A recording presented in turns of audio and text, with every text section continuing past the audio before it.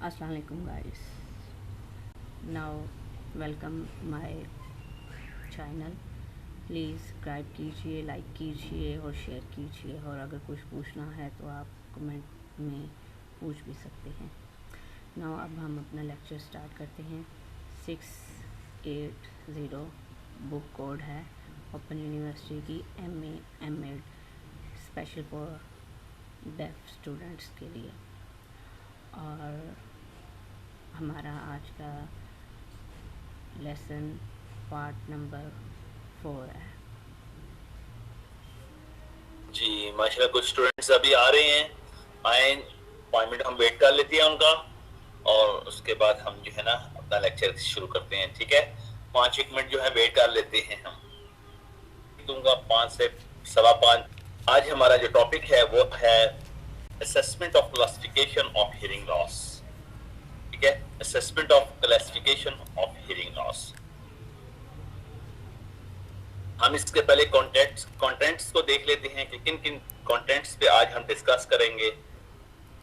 Degree of the hearing loss, assessment, importance of assessment, how many types of assessment, write the 3 main types of assessment, objective of assessment, the role and responsibilities of special education teacher. ठीक है, bone deduction test. और ठीक है जी, सबसे पहले हम देखते हैं डिग्री ऑफ हियरिंग लॉस। ठीक है,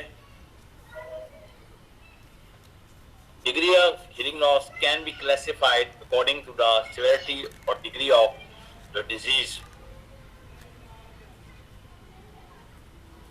Hearing losses between 26 and 40 dB are considered the mild, 41 and 55 dB moderate. जैसे कि मैंने आपको बताया है, अगर कान की डीबी उसकी 26 to 40 है, that means कि वो हियरिंग एड के बगैर भी काम चला सकता है। अगरचे तो उसको जब वो बात को उससे करेगा तो वो कहेगा ऊंचा बोलें या बात को रिपीट करें। ठीक है, 26 से 40 डीबी जिनकी होती है। उसके बाद के दूसरे लोग होते हैं जिनकी डीबी 41 to 55 तक होती है, ये इससे ज्यादा सीवियर होते हैं। उसके बाद 26 to 40 माइल्ड होगी और 41 to 55 मॉडरेट होगी। ठीक है, एंड 56 एंड 70 मॉडरेटली सर्व है, एंड 70 एंड 90 सर्व, ये भी सर्व है, and greater than 91 profound on the other words you can say that stone deaf। जिनकी डीपी 91 होती है, 91 होती है, उनको बिल्कुल सुनाई नहीं देता। देखिए, ये आपकी डिग्री है, जैसे कि पिछले लेक्चर्स में भी मैं आपको बता चुका हूँ। ठीक है, तो ये डिग्री जो है ना मुख्तलिफ लोगों में मुख्तलिफ हियरिंग लॉस के में मुख्तलिफ होती है। ठीक है, अब हम बात करते हैं असेसमेंट। असेसमेंट क्या चीज होती है? Assessment is the collection of data to inform. Assessment क्या है? कलेक्शन ऑफ डाटा है, और इन डाटा से क्या होती है? पहले आप जब डाटा किसी का, चलिए पहले मैं आपको ये पढ़ता हूँ, फिर मैं आपको कुछ समझाता हूँ। Assessment is the collection of data to inform. It is the measurement activities educators use to attempt the make valid references about the student knowledge, skill and dispositions, as well as using those measurement and enforcement to make curricular and industrial decision। assessment क्या होता है? assessment हम किसी भी student का data इकट्ठा करते हैं। डाटा इकट्ठा करते हैं, जब हम डाटा इकट्ठे करते हैं उससे हमें क्या हासिल होता है? डाटा किस किस्म का हासिल करते हैं? हम उसकी एज के बारे में, उसकी स्किल के बारे में, उसकी एजुकेशन के बारे में, उसकी फैमिली बैकग्राउंड के बारे में, ठीक है, और उसकी जो नेचर ऑफ डिजीज है उसके बारे में हम डाटा इकट्ठा करते हैं। जब हम एक स्टूडेंट का डाटा इकट्ठा कर लेते हैं तो उससे हमें इंफॉर्मेशन हासिल होती है। First collect the data, then you will get the information. ठीक है, जब आप इंफॉर्मेशन एक स्टूडेंट के बारे में हासिल कर लेते हैं तो फिर आप उसको असेस करते हैं। फिर आपकी ये असेसमेंट होती है कि आपने इस स्टूडेंट की असेसमेंट कैसे करनी है। ठीक है जी, गॉट इट? समझ आया आपको? Yes sir. Please give me response.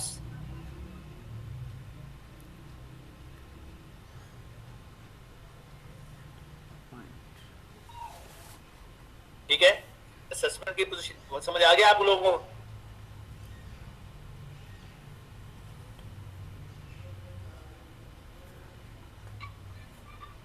Importance of assessment, assessment की अहमियत क्या है? देखे ना, हर चीज की एक अहमियत होती है, तो असेसमेंट की क्या अहमियत है? Importance of assessment is an integral part of the instructions as it is a determines, हाँ ये एक अहम पार्ट होता है।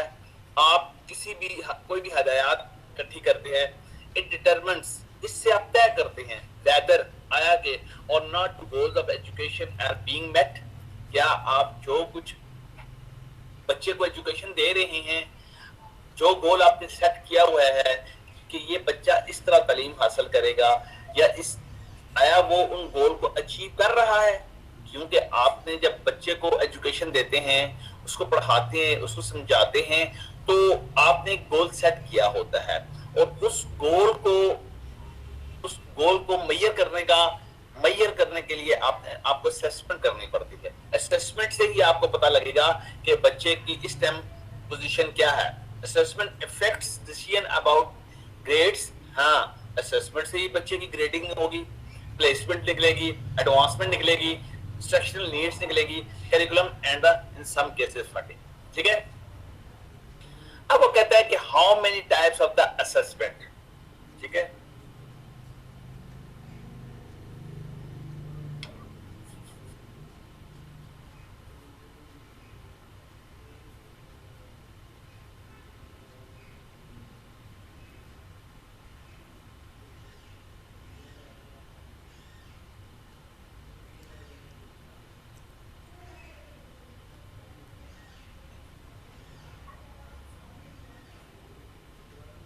ठीक है, how many types of the assessment.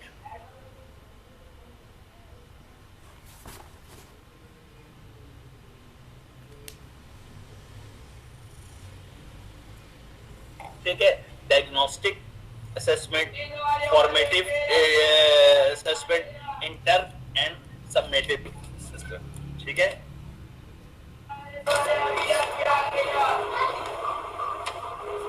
अब डायग्नोस्टिक असेसमेंट से क्या मुराद है कि आप कुछ तशखीस करते हैं, एक तशखीस करते हैं ना कि आया बच्चे की मौजूदा पोजीशन क्या है। फिर इसके बाद आप फॉर्मेटिव असेसमेंट करते हैं। इंटर्न असेसमेंट यानी कि अबूरी, यानी कि एक आपने रखा हुआ है 6 महीने बाद उसका एग्जाम्स लेना है या उसकी असेसमेंट करनी है, तो आप 2 महीने बाद उसकी असेसमेंट कर लेंगे, तो ये आपकी इंटर्न असेसमेंट होगी। उसके बाद है आपकी क्या नाम है, समेटिव असेसमेंट। समेटिव आप वो समराइज करेंगे, आप उसकी ओवरऑल पोजीशन को समराइज करेंगे। ठीक है जी, write the 3 main types of the assessment. Classroom assessment is generally divided, जो क्लासरूम के अंदर असेसमेंट होती है वो 3 टाइप्स है उसकी, formative assessment, summative assessment, comparing assessment for learning. ठीक है जी, फॉर्मेटिव क्या है? फॉर्मेटिव के बारे में बताएं मुझे कि फॉर्मेटिव क्या है। कि आप एक बच्चे की असेसमेंट करते हो इंडिविजुअली, ठीक है, कि उसमें क्या पोजीशन है क्या नहीं है। इसी इस तरह बात होती है समेटिव असेसमेंट, समराइज करते हो जो कुछ उसने सीखा हुआ है। उसके बाद होती है comparing assessment for learning. Comparing ये होता है कि आया आपके पास अगर 5-6 स्टूडेंट्स हैं तो उनकी आप कंपेयरिंग असेसमेंट करते हो। आया मैंने इनको पढ़ाया तो रोजाना है, एक हफ्ता सपोज बात कर रहा हूँ, सपोज एक हफ्ता मैंने पढ़ाया है, फिर जब मैंने असेसमेंट ली की तो देखा गया कि कौन सा बच्चा किस पोजीशन में जा रहा है, कौन सा बच्चा कहाँ जा रहा है, कौन सा बच्चा किस पोजीशन में जा रहा है, तो ये कंपेयरिंग असेसमेंट कहलाएगी। ठीक है, ऑब्जेक्टिव ऑफ असेसमेंट क्या है? देख, हर चीज का कुछ मकसद होते हैं, कोई भी काम किया जाता है उसके ऑब्जेक्टिव जरूर होते हैं। इसी तरह जब हम असेसमेंट करते हैं, देखें यही तो नहीं ना सिर्फ पढ़ाते रहना, या कोई भी काम, देखिए सिर्फ पढ़ाई के लिए असेसमेंट नहीं होती, कोई भी आप ट्रेनिंग देते हैं, कोई काम करते हैं तो उसमें असेसमेंट बहुत जरूरी है। असेसमेंट जिंदगी का अहम हिस्सा है, खास उसका शागिर्द के दरमियान। The purpose of assessment is to be gather relevant information about student performance, हाँ उसकी परफॉर्मेंस के कारकर्दगी के बारे में है, और the determine student interest to make the judgment about their learning process. ठीक है, ऑब्जेक्टिव क्या है इसका? Assessment can enforce the efficiency of the teaching and learning. Main इसका ऑब्जेक्टिव क्या है कि आपने बच्चे की परफॉर्मेंस, उसकी प्रोग्रेस को जज करना है, और फिर आपने ये डिटरमिन करना है, फिर आपने ये तय करना है कि बच्चा किस चीज में उसमें शॉर्टकमिंग्स है, उसमें कमजोरियां हैं उसमें, और कुछ किस में वो बेटरमेंट है उसमें। ठीक है, लिहाजा अपनी जो असेसमेंट है, जो कि उसकी परफॉर्मेंस और उसकी प्रोग्रेस की बुनियाद पे आपने जज की, उस असेसमेंट की बुनियाद पर आप इन फ्यूचर अपने प्लान को बच्चे के मुतालिक बना सकते हैं। ठीक है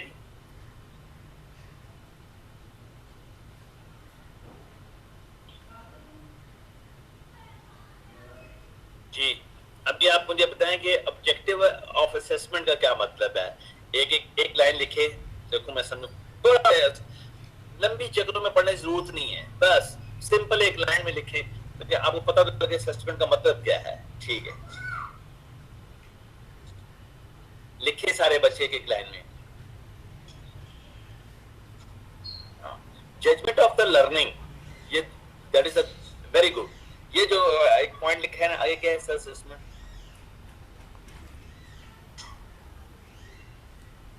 ये जो आपने एक सफ्तर लिखा है ना कि judgment the learning, judgment of learning, बस इतना भी काफी है कि ये आप जजमेंट ऑफ लर्निंग, जो कुछ लर्न बच्चा कर रहा है उसकी आपने जजमेंट करनी है on the base of his progress, his performance. ठीक है, यू विल जज his performance or progress, and then you will determine that know what he needs more। ठीक है,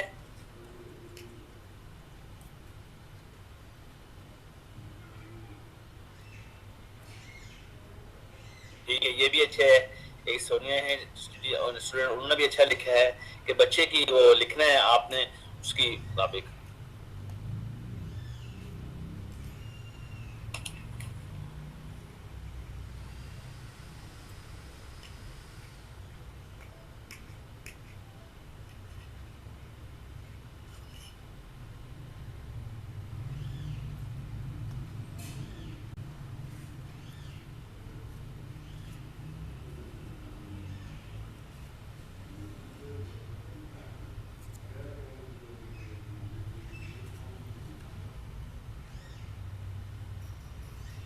ठीक है जी, हम इसको थोड़ा सा जो पढ़ा है, कुछ स्टूडेंट्स अभी आए हैं, ठीक है, उनकी सहूलत के लिए हम करते हैं डिग्री ऑफ हियरिंग लॉस। ठीक है, वो मैंने आपको ऑलरेडी पढ़ा चुका हूँ, ये अब आपकी रट्टी रटाई होनी चाहिए कि 26 से 40 क्या होता है, 41 से 55 क्या होता है, 56 से 70 क्या होता है, 71 से 90 क्या होता है, और 90 अब आप क्या कहलाते हैं। ठीक है, अब आप लोग ये स्टेप बाय स्टेप हम चलते हैं। ठीक है, डिग्री ऑफ हियरिंग लॉस सब लिखे टाइप करें, शाबाश। मैं देखता हूँ किस किस को आता है डिग्री ऑफ हियरिंग लॉस।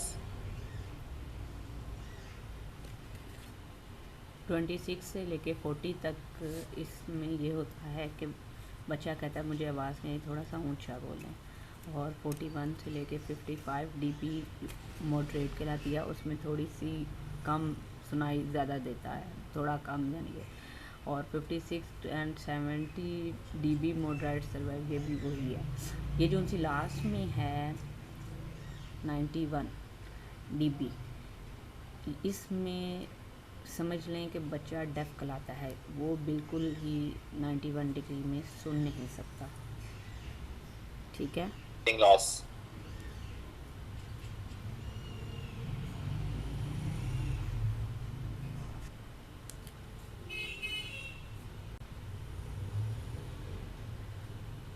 जी, समझ रही आप लोगों को? यहाँ तक समझ आया? Please respond me.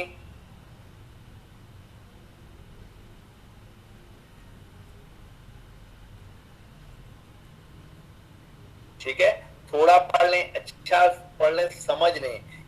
ये वक्त आपके हाथ दिया ना, आप अच्छी तरह समझ लेंगी तो आपको इम्तिहान देने में भी, पेपरों में ये जो चीजें मैं जिस तरह समझा रहा हूँ ना, ये आपको पेपरों में याद आएगा। पेपरों में कहेंगे सर ने जो है ना बार बार हमसे पूछा भी था, बार बार बताया भी था, आज हमें वो चीज दिमाग में क्लिक कर रही है, फिर आपको फायदा नजर आएगा। और उस वक्त फायदा नजर आएगा या पेपर में नजर आएगा या जब आप खुद किसी को टीच कर रही होंगे, फिर आपको पता लगेगा।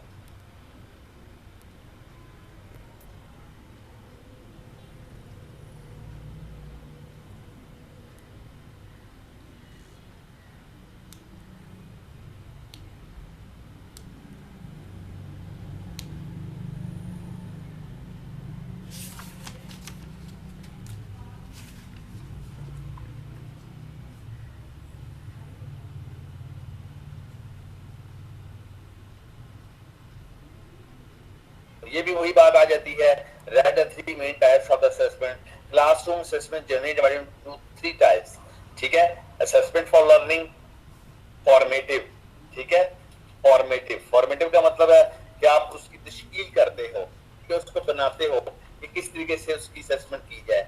फिर उसे समेटिव असेसमेंट, यानी उसका एक खुलासा के तौर पर उसकी जो असेसमेंट होगा उसका खुलासा क्या है। फिर आगे होती है कंपेयरिंग असेसमेंट। कंपेयरिंग असेसमेंट कहते हैं आप 5-10 स्टूडेंट्स को में इकट्ठी असेसमेंट करते हो और आप देखते हो।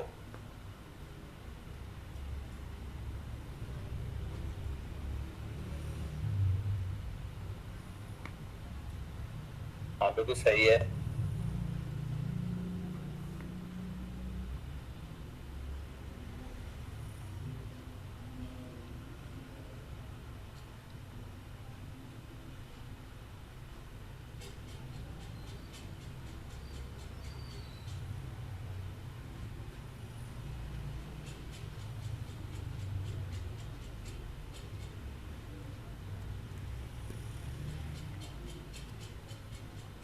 Assessment. I have already told you that what is the objective.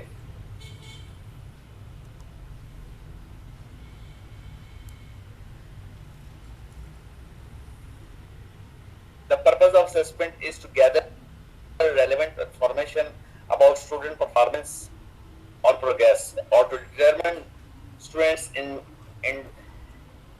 interest to make the judgment about their learning process, ठीक है।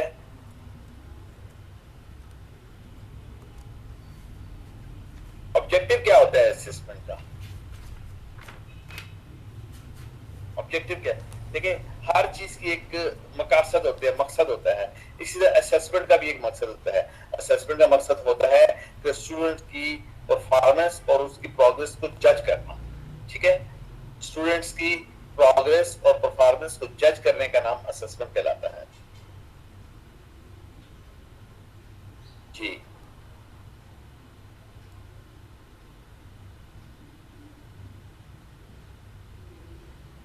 स्टूडेंट की परफॉर्मेंस और प्रोग्रेस को जज करने का नाम असेसमेंट है जी। बताएं असेसमेंट क्या है? पहले भी कुछ लोगों ने बड़ा अच्छा लिखा था, दोबारा बताएं, एक लाइन में बताएं बस, ताकि एक लाइन का मेरा मकसद ये है कि आपके दिमाग में क्लिक हो जाए, क्लिक हो गया कि इस चीज का मतलब ये है। ऑब्जेक्टिव ऑफ असेसमेंट क्या है?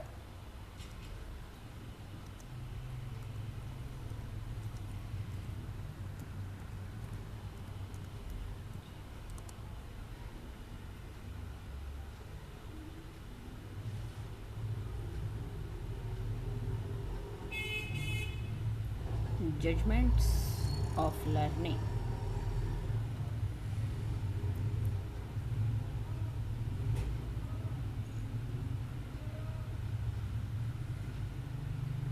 गुड, शाबाश, ठीक है।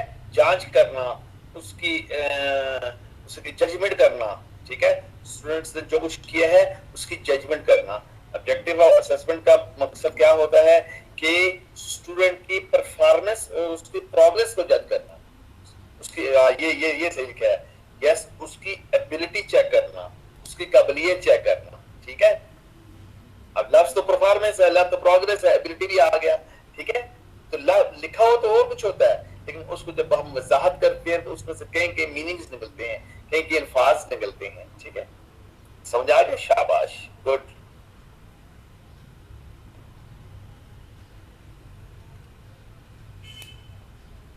गुड, शाबाश, वेरी गुड, सही है, बिल्कुल सही है। चले आगे चले। The role and responsibilities of special education teacher, ठीक है जी। स्पेशल एजुकेशन टीचर की रिस्पॉन्सिबिलिटी और रोल क्या होता है? ठीक है, तो ठीक है, स्टूडेंट की स्किल को चेक करना, फाइंडिंग फ्रॉम रिसर्च और individual learner characteristics response the instruction and the role of the environmental factors in the students learning suggests that special education teacher need to develop comprehensive learning profile. These profiles should delineate students' strengths and needs, describe how culture and language might be influencing our students' performance. Okay? Contain information about the students' instructional environment and show how students are reading instruction. Our behavior data is an session to develop, implement, evaluate, and revise instruction.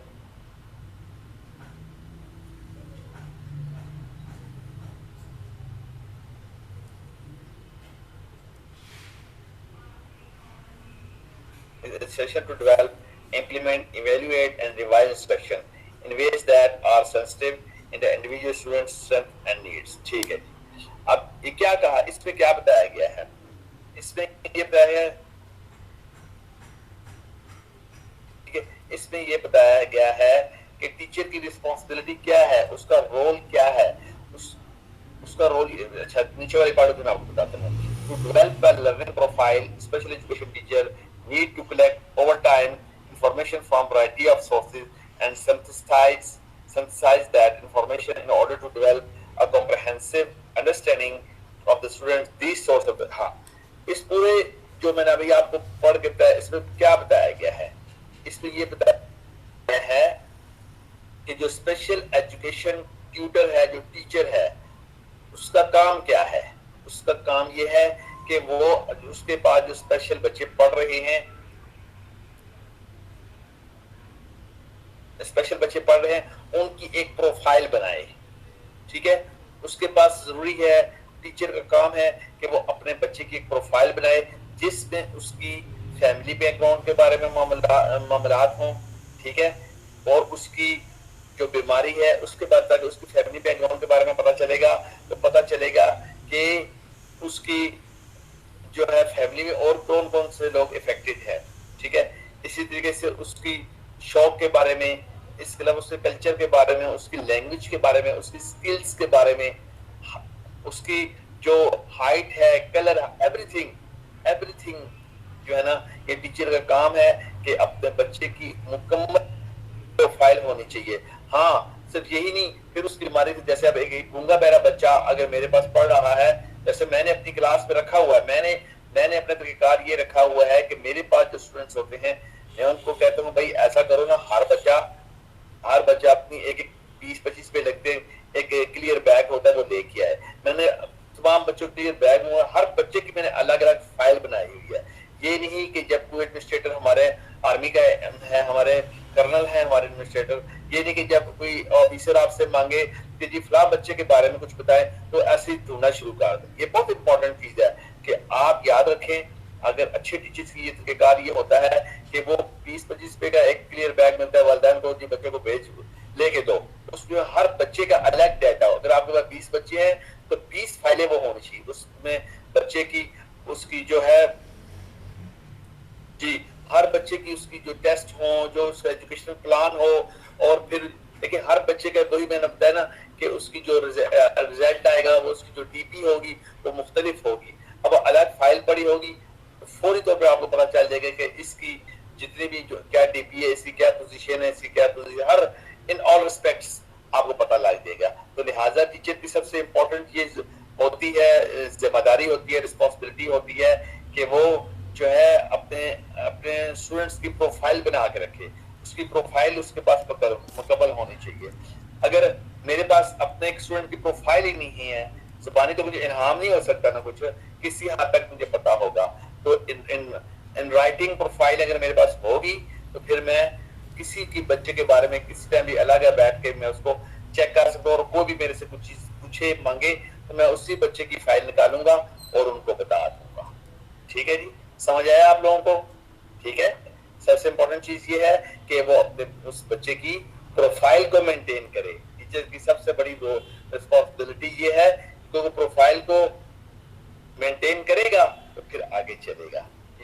जी मुझे बताएं क्या या इस slide में मैंने क्या responsibility बताई है टीचर जो स्पेशल एजुकेशन टीचर है उसका काम क्या? देखिए ना, अब नॉर्मल बच्चे होते हैं उसकी भी प्रोफाइल होनी चाहिए, फिर चलो उससे पूछ भी सकता है, बात भी कर सकता है, लेकिन स्पेशल एजुकेशन टीचर जो है ना वो स्पेशल एजुकेशन टीचर ही होता है, तो आम टीचर नहीं होता, इसलिए उसको स्पेशल एजुकेशन टीचर कहा गया है। और माशाल्लाह आप लोग भी, अल्लाह करे आप लोग को सबको अच्छी जॉब मिले, आप इस शोबे में जाएं, बहुत अच्छा शोबा है ये।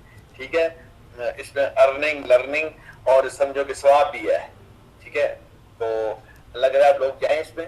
तो ये आपको बता रहा हूँ कि स्पेशल एजुकेशन टीचर की सबसे बड़ी जिम्मेदारी ये है कि वो प्रोफाइल रखे अपने स्टूडेंट्स की। ठीक है,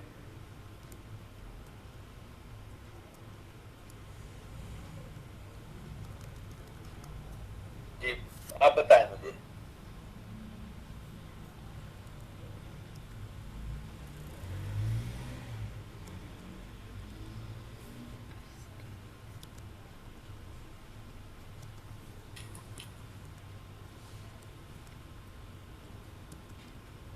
जी आप स्टूडेंट लिखें क्या है ये, क्या आपको पसंद है?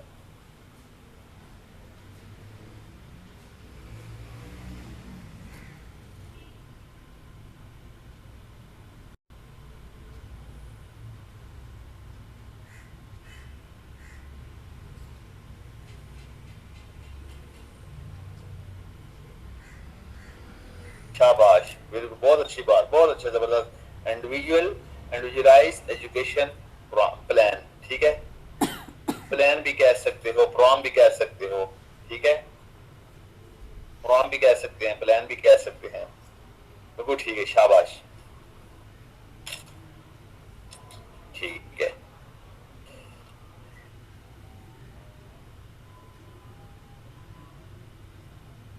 बिल्कुल शाबाश, ये सही, एक ब्रिलियंट टीचर की रिस्पॉन्सिबिलिटी है कि वो स्पेशल स्टूडेंट्स की एक कंप्लीट प्रोफाइल बनाए।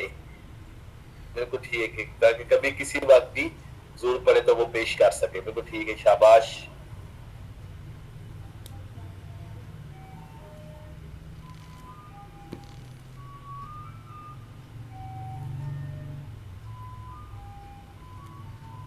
बिल्कुल ठीक है, इसमें स्टूडेंट्स हाइट वेट प्रोग्रेस वो खुद ही आ जाएगा, जब एक टेस्ट करवाता है ना वो अपना, तो उसमें हर चीज आ जाती है।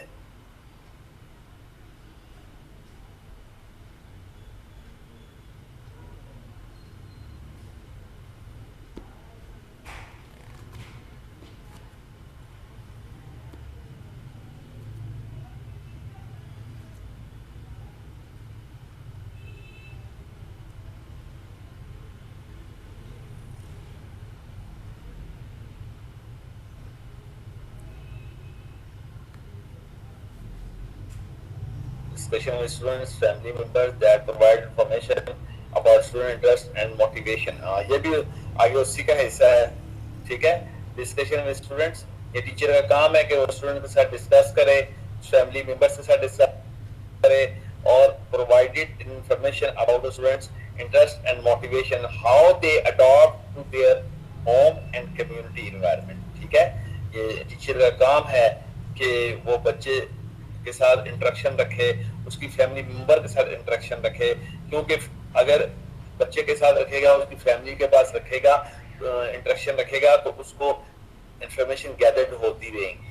ठीक है, तो जिससे उसके बच्चे के बारे में जो है ना, उसके इंटरेस्ट के बारे में, उसकी मोटिवेशन के बारे में पता चलता रहेगा। ठीक है, और उसके होम और कम्युनिटी के एनवायरनमेंट के बारे में उसे पता लगता रहेगा।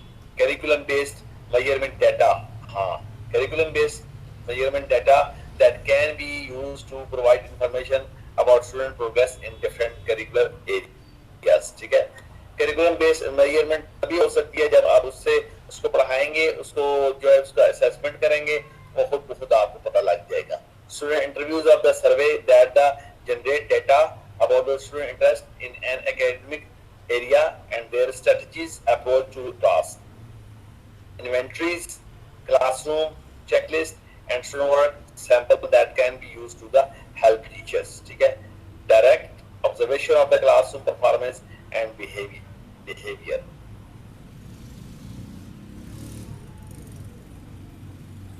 That can be used to help the teacher gather information such as how students perform a task and how students respond to different behavior and learning sports. ठीक है, ये वही चीज बताई गई है कि आपने इंटरेक्शन रखनी है, आपको जो क्लास इन्वेंटरीज होगी वो भी आपके लिए एक इंफॉर्मेशन का बायस बनेंगे। इसके अलावा आप फैमिली के साथ रब्ता करेंगे, फैमिली के साथ रहेंगे, उसको दोस्तों के साथ रब्ते में रहेंगे, तो आप उस मकसद तो यहाँ पे यही है, मकसद मेन थीम यही बताया गया है।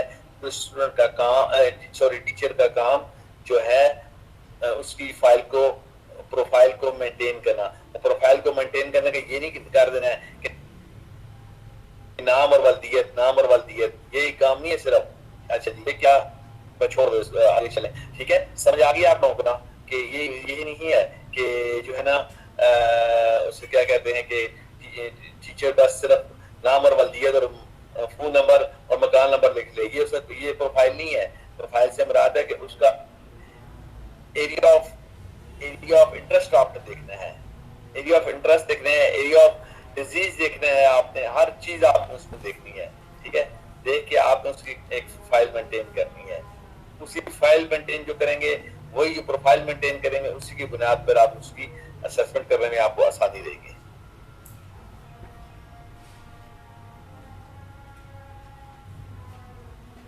हाँ जी,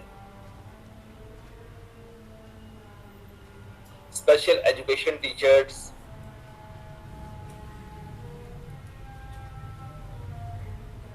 the special education teacher's role as a team member, ठीक है, is to consider the students' strengths and needs based on the assessment information and work collaboratively with the entire team to design an educational plan that when implemented.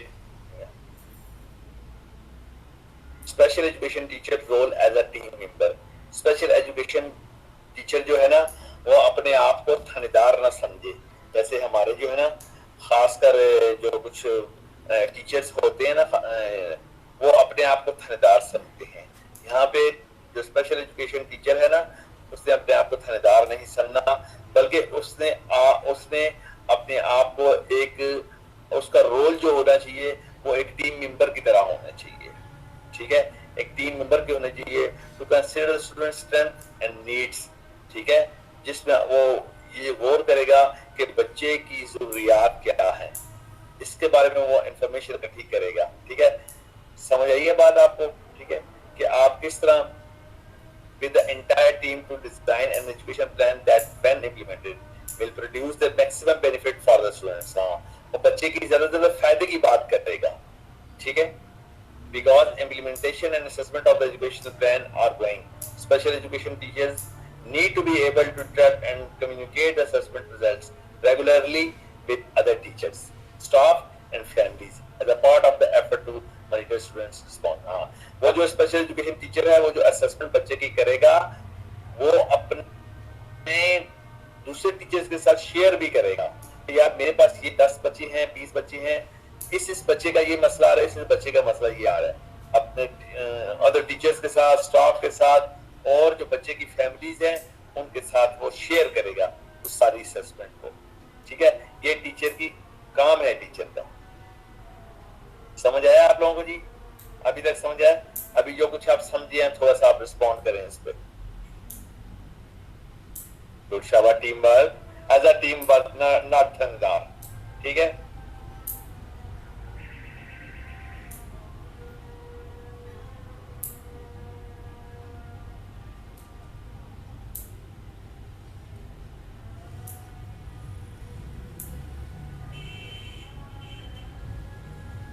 जी बताएं, शाबाश लिखे थोड़ा सा।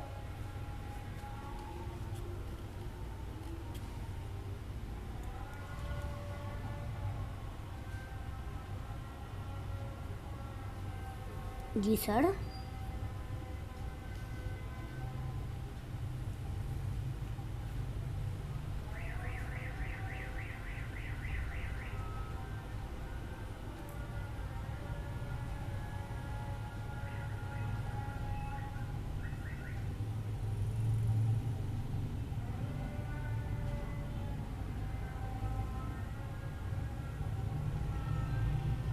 ठीक है।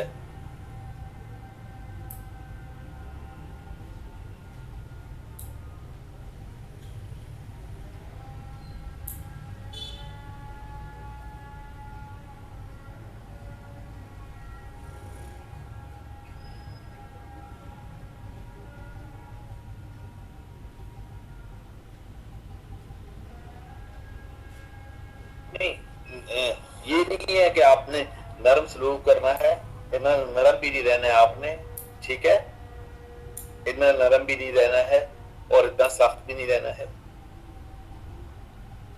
Command on subject, subject से मुराद ये नहीं कि जो पढ़ा रहे हैं खाली उस पे ही होना चाहिए, आप जो भी काम कर रहे हैं आप वो आपका सब्जेक्ट है, उस पे आपको होना चाहिए।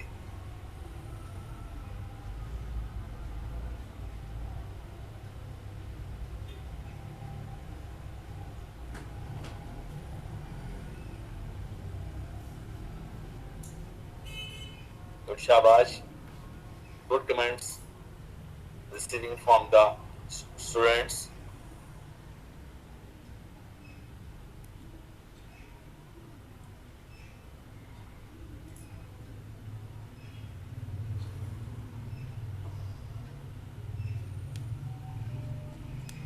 चलिए आप लोग ये कमेंट्स मुकम्मल कर लें, फिर ब्रेक कर लेते हैं, ठीक है।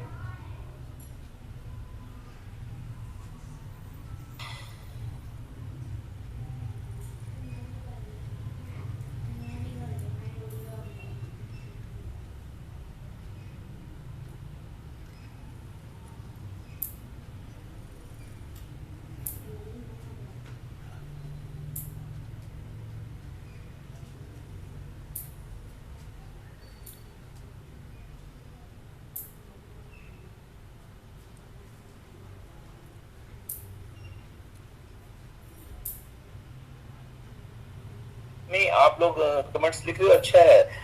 इस लफ्ज से मुराद ये नहीं है कि बिल्कुल नरम पड़ जाए, मसला ये है कि उसको ना स्टूडेंट्स को ऐसा ना लगे कि जैसे कोई थानेदार होता है। एक फ्रेंडली माहौल प्रोवाइड करना उसको, ठीक है, अफेक्शन शो करना, सही no.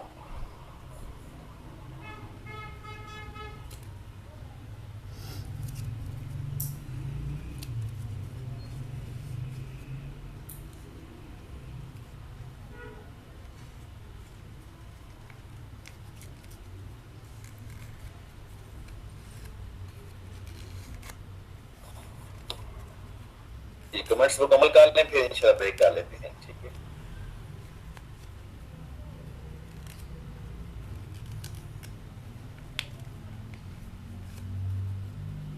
Understanding of the all team members, paying particular attention to families' understanding. The special education teacher may also serve as a advocate for the family, ठीक है, समझ आया आप लोगों को। स्पेशल एजुकेशन टीचर का बहुत बड़ा एक कमाल होता है, बहुत बड़ा एक रोल होता है उसका, ठीक है, कि वो बच्चे के साथ कम्युनिकेट करे, उसकी फैमिली के साथ कम्युनिकेट करे, वो समझे कि उसकी फैमिली का वो एक एडवोकेट के तौर पर काम करे, वो ठीक है, एडवोकेट के तौर पे काम करे, उनको हर तरह से उनसे उस बच्चे के बारे में मुख्तलिफ इंफॉर्मेशन गैदर करे। मकसद जो स्पेशल एजुकेशन का टीचर होता है वो सिर्फ जनरल टीचर की तरह सिर्फ ये नहीं है कि पढ़ा दिया तो बस ठीक है, रटा लगवा दिया तो ठीक है, समझा दिया तो ठीक है, नहीं। स्पेशल एजुकेशन का काम, जो टीचर का काम होता है, वो होता है पढ़ाने के साथ साथ उसके और मामलात को भी देखना और एज ए वकील अपने आप को पेश करना। मैं हमेशा एक बात करता होता हूँ, हम जो पढ़ा रहे हैं, हम FGCSE school and college of special education में हमारे पास गूंगे बहरे बच्चे होते हैं। हमारा पाकिस्तान का टॉपर का अदारा है और इसमें तकरीबन मोर देन 700 बच्चे हमारे पास हैं, नर्सरी टू BA लेवल, ठीक है। तो बच्चे हमारे से पढ़ के जाते हैं, फिर आगे BA तक चले जाते हैं। तो मैं एक चीज हमेशा कहता होता हूँ कि पढ़ाना बात की बात है कि आप इन बच्चों को पढ़ाएंगे क्या, पढ़ाना बात की बात है। सबसे पहली बात तो ये है कि इन सब्र करना, इनको बर्दाश्त करना। बस बच्चे बहुत अजीब से होते हैं, लेकिन इनको बर्दाश्त करना, ठीक है। तो टीचर जो स्पेशल एजुकेशन का टीचर है, उसका काम सिर्फ ये नहीं है कि बस व्हाइट बोर्ड पे आपने लिख दिया, काफी होगी, काफी चेक कर दी, बस यही काम नहीं है। आपने उसके बाकी मामलात को भी देखना है, उसको मॉरल को भी देखना है, उसके बाकी मामलात को भी देखना है। ठीक है, अब ये नहीं कि आपने हाँ जी तो आपकी ड्यूटी खत्म होगी। इसमें यही बात बताई गई है कि वो एज ए एडवोकेट, जैसे फैमिली का वकील होता है, तो समझे वो जो स्पेशल एजुकेशन टीचर है वो उस फैमिली का एडवोकेट है। During meetings with the team, it is often a special education teacher responsibility to make sure that assessment data are presented in clear and understandable हो। ठीक है, अपनी जब टीम के सामने वो डेटा रखे तो उसमें everything should be clear, हर चीज क्लियर होनी चाहिए। And all team members have time to ask questions and describe what and they believe would be important for the students। ठीक है, finally special education teachers are tasked with the communicating initial and ongoing assessment data with teachers and sports staff. Student IEP are revise करते जाना है, revise करते जाना है। ठीक है, यानी कि मैंने यहाँ पे क्लियर बैग लिया 20-25 रुपए का मंगवाया और उसमें जो डाटा है वो बस आपके तो कबर्ड में रख दिया, नहीं ऐसा नहीं है। आपने ये देखना है कि उसके साथ साथ बच्चे में क्या तब्दीली है, बेहतर हो रहा है तो तब, और मजीद उसकी नजर कमजोर हो रही है, उसकी हियरिंग का मसला आ रहा है, तो और मसला आ रहा है, तो वालिदैन को इसको टेस्ट करवाएं। जब आप टेस्ट करवाएंगे तो फिर वो उसकी फाइल को मजीद आप मेंटेन करते रहेंगे। Teacher and staff use the assessment data to understand if intervention are effective and adjust instruction accordingly. ठीक है, सिर्फ टीचर को ही नहीं बल्कि बाकी स्टाफ को भी ये उस बच्चे के डेटा के बारे में पता होना चाहिए ताकि उसको समझने में आसानी रहे, बच्चे को समझने में आसानी रहे। तो स्पेशल एजुकेशन के जो टीचर होता है उसका बहुत काम होता है।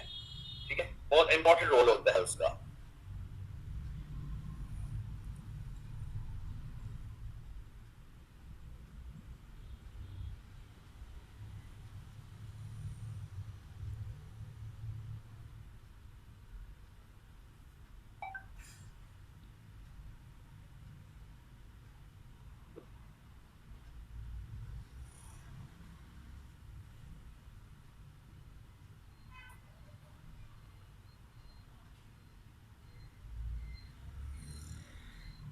वुंड डिटेक्शन टेस्ट, ये क्या कौन सा टेस्ट होता है? ठीक है, ये भी एक असेसमेंट का एक होता है। Audiologists use the type of testing when something such as wax or fluid is blocking your outer or middle ear. For this test, the audiologist will put a small device between your ear or on your forehead. Sound sent through this device cause your skull to gently vibrate. ठीक है, ये एक physically assessment है। ठीक है, ये physically आपकी assessment है कि वुंड डिटेक्शन टेस्ट है इसको बोलते हैं। ये होता है किसी test type of testing when something to wax और फ्लूइड। तो मैंने आपको बताया था ना वैक्स और फ्लूइड क्या होता है, क्या होता है वैक्स और फ्लूइड। ये फ्लूइड कहाँ पे होता है और वैक्स कहाँ पे होती है। ठीक है, आप बताएं स्टूडेंट्स, कल परसों मैंने आपको बहुत पढ़ाया इसके बारे में, कल खासकर बहुत पढ़ाया था। वैक्स क्या है और फ्लूइड क्या है, बताएं मुझे, बताएं क्या है और फ्लूइड क्या है, लिखो टाइप करो बताओ मुझे।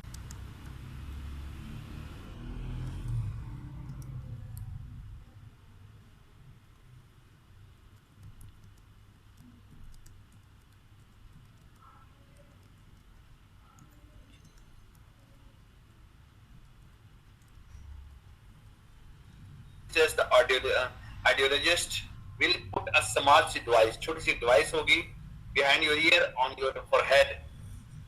The sound sent through this device cause your skull to gently vibrate. ठीक है, bone conduction odometry. Bone conduction odometry is connected by placing a bone oscillator behind the ear instead of using the headphones. ठीक है, the bone oscillators transmit sound, ये भी तकरीबन वही है चीज। ठीक है, सही है।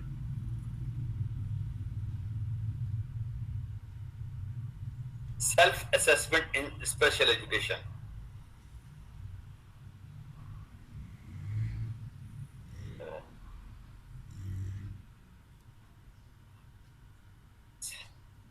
Self assessment can involve using surveys and questionnaire that question students' learning styles, like and dislike, favorite or not so favorite, things about life and school. These even self designed for classroom. ठीक है, self assessment क्या है? Self assessment ये है कि आप बच्चों को एक परफॉर्मा बनाते हो, एक क्वेश्चनर बनाते हो। ठीक है, अमूमन जैसे हमारे कॉलेज में आए दिन हर 8-10 दिन के बाद क्वेश्चनर आए होते हैं जी, मैं पीएचडी कर रही हूँ, एमफिल कर रही हूँ, या एमए कर रही हूँ, या फलां कर रही हूँ, तो ये क्वेश्चनर है, इसको आप बच्चों से फिल कराएं। तो वो इसको बोलते हैं सेल्फ असेसमेंट। इसमें बच्चा अपनी लाइकिंग, डिसलाइकिंग, फेवरेट और नॉट सो फेवरेट को लिखता है। तो इस तरीके से उसकी सेल्फ असेसमेंट के बारे की जाती है और पता लग जाता है कि उसकी उसका टेस्ट क्या है। ठीक है ना। Special education assessment, questionnaire develop assessment, description, non reference class scales and self different. बस ये भी तकरीबन वही चीज है कि क्वेश्चनर दिया जाता है बच्चे को ना। हाँ जी, अब हम इसको थोड़ा रिवाइज करेंगे। और एनी क्वेश्चन? आपका जो भी क्वेश्चन हो आप कमेंट में लिख सकते हैं, इंशाल्लाह आपको उसका आंसर मिल जाएगा। Thank you so much watching this video. Allah हाफिज़।